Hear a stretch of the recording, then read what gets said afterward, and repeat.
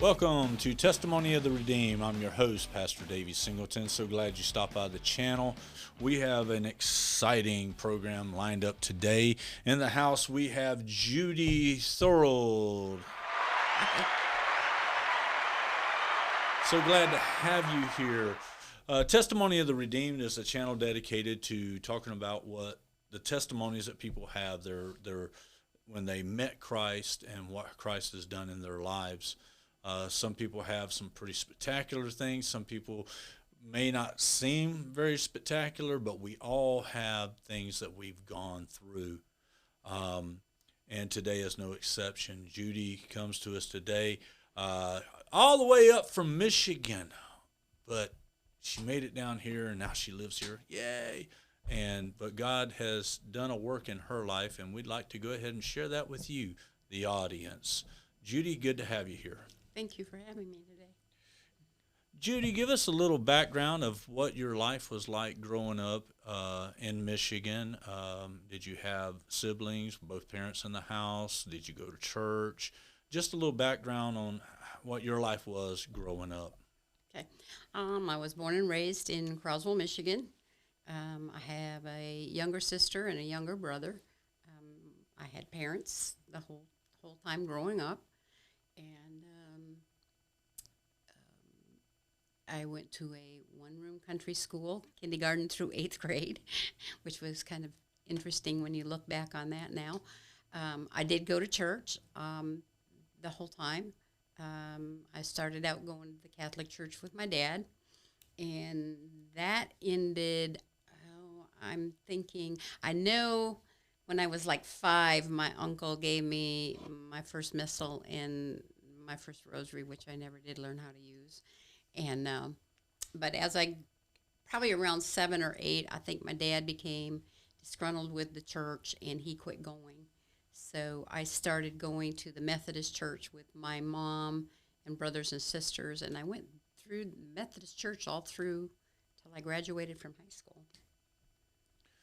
So you graduated high school, and then just a few short Months later, you wind up getting married. Yes.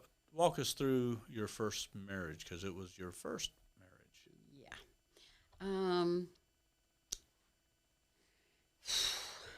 I was 19. Shortly after we got married, I was pregnant. This was not a good marriage. Probably 6 months after I got into the marriage, I probably should have got out of it and didn't until one more child, and 2 years later, 2.5 years later, it became a mess. And I just walked out because it was that, or I was going to get hurt, or my kids were going to get hurt. So here you are, 22 years old. Y'all get a divorce. Now you're a single mom, Yep. living by yourself. And another man comes into your life. You meet him. He seems pretty cool. And tell us a little bit about what happened with that one. I got pregnant, and that's a story. It did not work out. And so that one never developed. So when my third child was almost a year old, I met my second husband. And he just showed up one night and never left. And so we lived together for 2.5 years. 1974, we got married, and that was in June. And in September of 1974, we moved to the Upper Peninsula of Michigan. However, in the meantime, I had acquired 3 more kids through the marriage, so I was now a mom of 6 kids. So he came bearing gifts. Oh, yeah. So, okay, so you have 3 kids of your own. Yep. He has 3 kids. Yep. So it was the Brady Bunch. 64, 65, 66, 68, 69, 70, and then we had our own child in 75. Okay, so you had 7. So which one was Alice? Which one was Alice? I didn't have an Alice. I was Alice. So so here we are. We're 7 kids in a relationship, very blended family. Yeah. They all the kids seem to get along pretty well. Well, yes and no. I mean, they squabbled like kids. However, if somebody came up against one of them, yeah, they were brothers and sisters. Okay. Yeah.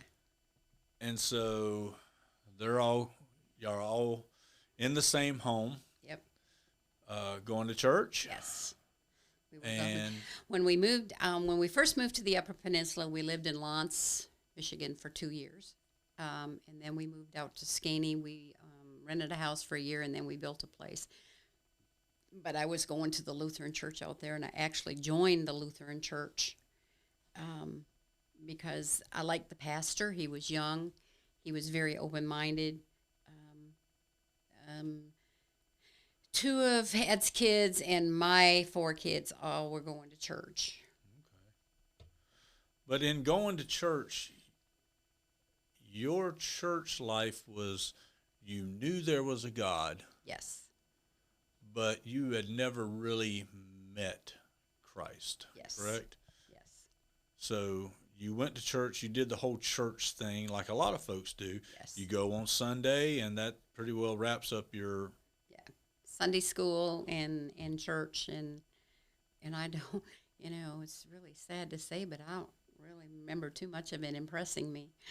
I mean, I went to youth and to vacation Bible school, and I mean, there's 1 or 2 things that stand out, and that's about it. But as an adult, you just went to church. Yes. You didn't. There wasn't no Sunday school, whatever. You just go to church. I think I think when we went to Skaney, I don't know. I don't think there was Sunday school. And so, fast forwarding, your kids are moving out. Not very long before it's just you and Ed. We moved from the Upper Peninsula in 1985. We still had 3 kids at home. And he had taken a job driving over the road, which was nice. Then in 1972, February, he went to get his physical for driving over the road. In 72? Yeah, or I'm sorry, 92. Okay. And We jumped way backwards. yeah, in 92, and when he went to get his eye exam, they diagnosed him with retinitis pigmentosa. So by 5 o'clock in the afternoon, he did not have a job. And I went from having him home 2 days a week to having him home 24/7. Awesome. No, it was not. My youngest daughter actually moved out for a month. That's how bad it was. So yeah, it was an experience. And Now, your mom and dad at this time, had they moved to Florida yet? no, they were still living in Croswell at that time. I would go see them once a year, and it was probably around 96, 97 that they moved to Florida. And so in the meantime, he had gone back into siding, which was his original occupation.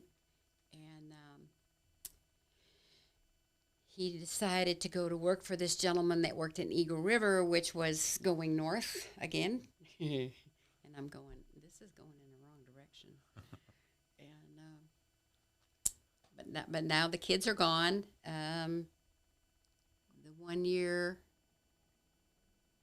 we built a house in Eagle River and lived up there. I moved to Eagle River. It was just the 2 of us, and I loved that. I loved it. We were living on the river there. And I don't know, just things just went. And he decided we sold that house, and we were living in a little cottage, and he started talking about coming to Florida. And in the meantime, I had been coming down here visiting my mom and stepdad. My sister and I drove her car down probably in around 97 or 98. And when I got here, I fell in love with Florida. I think I had Florida in my blood for years. My grandma was born and raised in Inverness, and so I think it was just in my blood. And I could go barefoot all the time. And I started going to church down here. And I'm going, wow, this is, you know, I think I should say that when you lived up north and anybody talked about the Baptist church, that was like, oh my gosh, that is a no-no. So, I mean, I really never understood it. And so, of course, I never went because it was just, you know, you just didn't go to the Baptist church. And so, and then I come down here and I start going to, it was non-denominational, but the pastor was raised Pentecostal. And so I'm learning a whole new lifestyle with God and liking it. And so that's where it started. So we start moving, tracking forward into the 2000s, Yep. and now you're coming down here for a couple of weeks every year, visit mom and dad, Yep. and something happened. What happened that made you make the decision to come to Florida and stay? My oldest stepdaughter suddenly dropped on us that she was getting married to a black gentleman, Danny. Very nice guy. We had met him. And my husband, well, he says he isn't now, but I question that. It was very racist. And it just turned into a huge fiasco. I was caught in the middle. And so it was like drama, drama, drama. And I was an assistant manager at a Curves. And it just felt like my life was just a mess. And he had made the comment that he wanted to start going someplace warm in the wintertime and buying and flipping houses. And he asked me what I wanted to do, and I go, I think I want to get my real estate license. And he said, well, that sounds like a good idea. You need to get your foot in the door. And this is like 2005. And he made that comment, and that night I was on the computer, and I was looking for a real estate school in Florida. And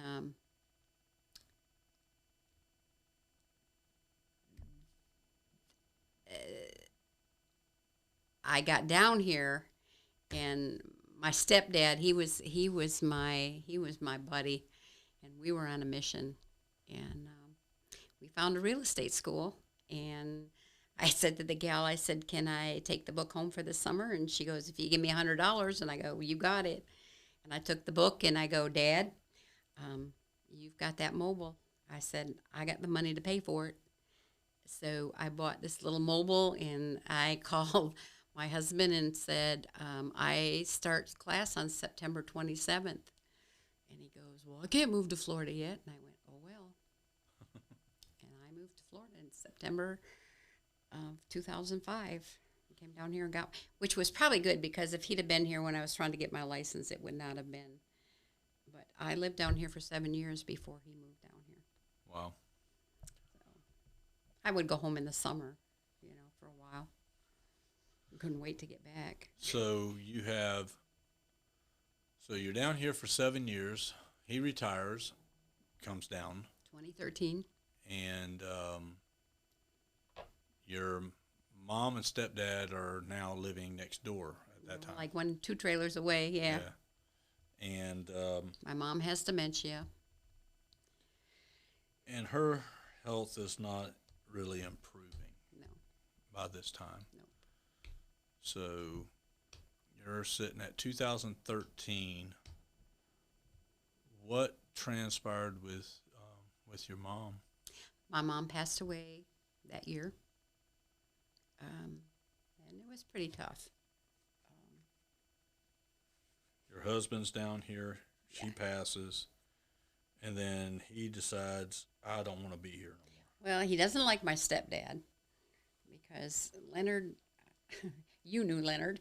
Leonard wasn't afraid to preach to people or talk to people about Jesus. And he would try to talk to Ed, and that did not go over well. Ed is not a believer. I don't think he ever will be. I know I shouldn't say that, but he is just dead set against it. And more. God has a way of I know, reaching yes, he people. does. He does. Um, he didn't like the fact that and I had told him, I said, my job, just so you know, when you move down here, my job is not 9 to 5. People work till 5 o'clock. I said, so you show property afterwards. So he didn't like the fact that I wasn't there to sit and watch TV with him hour on end. Um, it just,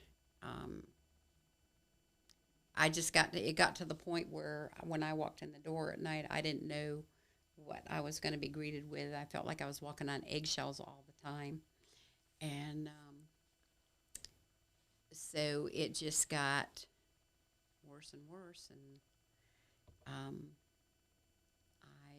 went on a cruise with my real estate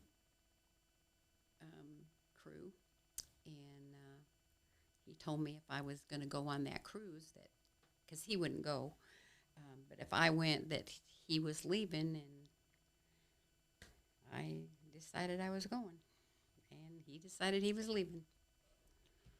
So So he winds up going back to Michigan, Wisconsin. back to Wisconsin. And so now it's you by yourself again. Yep. With your stepdad, you're getting more and more involved in church. Oh yeah. And things are, in some ways, things are obviously looking up. Yeah.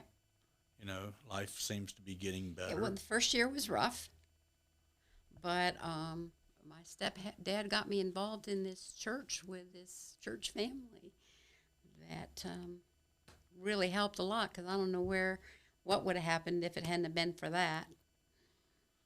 And what happened with your stepdad? You want me to tell that story?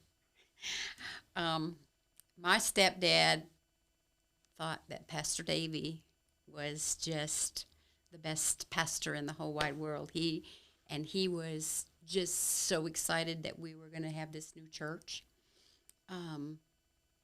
I was going to Bible study with this church family on Wednesdays, but I was still going to my old church. I wasn't ready to let go yet. But I had come and helped get the church. I had come and helped get the church ready, and I had told my stepdad that I would take him to the first service. And so he stopped by the day before, and I go, oh, here comes Leonard. He wants to know what time we're leaving for church in the morning. And he goes, yep, that's what I want to know. And so he sat and chatted with us, and one of the ladies in the park was there, and he left, and she goes, well, I'm going to go home and watch a game. And I said, well, I'm going to get the mail. And we went out, and I went out to the mailbox, and I just happened to look down the street, and my stepdad had a 3-wheel tricycle that he rode 100 miles a week in the park. And I looked down the street, and I went, that's Leonard's bike tipped over. And we went flying down there, and he had tipped it over and hit his head. They rushed him to the trauma center in Lakeland. He never made the first church service, and he passed away that following Monday. And I came to his memorial service at this church and never left. Yeah, Leonard was a I feel bad because I really wanted to get to know him a lot better. I wanted to pick his brain theologically because he was pretty sharp when it came to the Bible, and Yes, he was. I enjoy having good Bible discussions with people, and he wanted to be a part of starting Fellowship of the Redeemed, and he never made the first service, although uh, he did give Yes, in he order to did. see this ministry Yes, he did. come alive.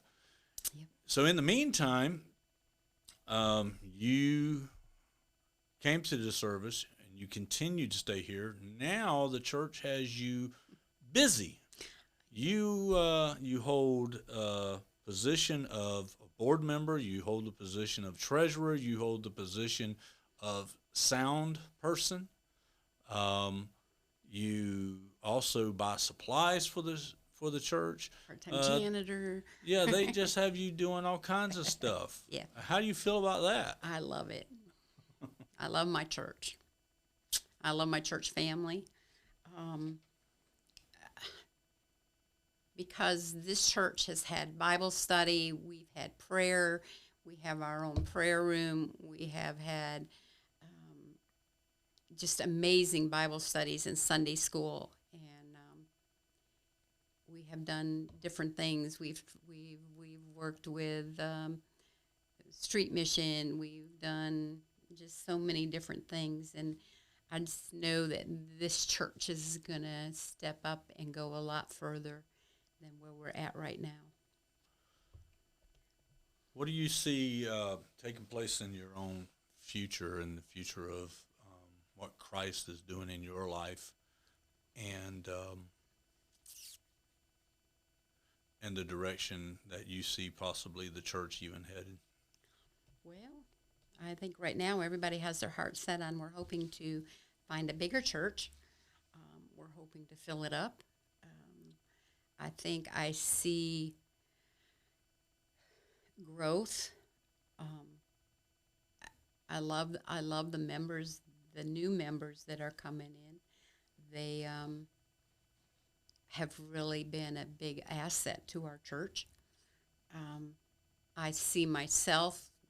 I'm learning to step out of the boat, so to speak. It's getting easier to talk to people about Jesus. Um, I'm not. I don't. I guess I'm not what you would call. I don't preach at people. I just kind of tell them what He's done for me in my life, and I'm not afraid to say that anymore. I mean, for a long time, I can remember when I first came down here and started going to church real regular with Leonard. You came from where I came from in church, and you didn't, you sat there, and Leonard would get up and he would testimonies, and it was like, but I learned to get over that and enjoy it, and so I do. I think the Lord brought me to Florida, but the church has taught me to know God, to know that there's a real God out there and that He's really, really there, and we better wake up. Any final words that you would tell the people who are watching via the podcast, Yeah, to encourage just them? I think life throws us a lot of things, and I didn't lead a perfect life, but I said I always learned from my mistakes, and I think that we just have to learn to have the faith that God is going to bring us through it, and no matter how bad it gets, if we have God, life is going to be okay. And you just need to find a church that's got more than one service a week, and it has Bible study, has Sunday school, because without Bible study and Sunday school, you don't learn about God. Well, Judy, we do thank you for being Thank on the you. podcast today. If this ministered to you, once again, we ask you to hit that subscribe button, hit the like button, hit the notification bell, as each week we'll have a new person that comes in and shares with us what Christ has done in their lives and continuing to do. God bless you for stopping by. We appreciate you. Have a great day. Bye-bye.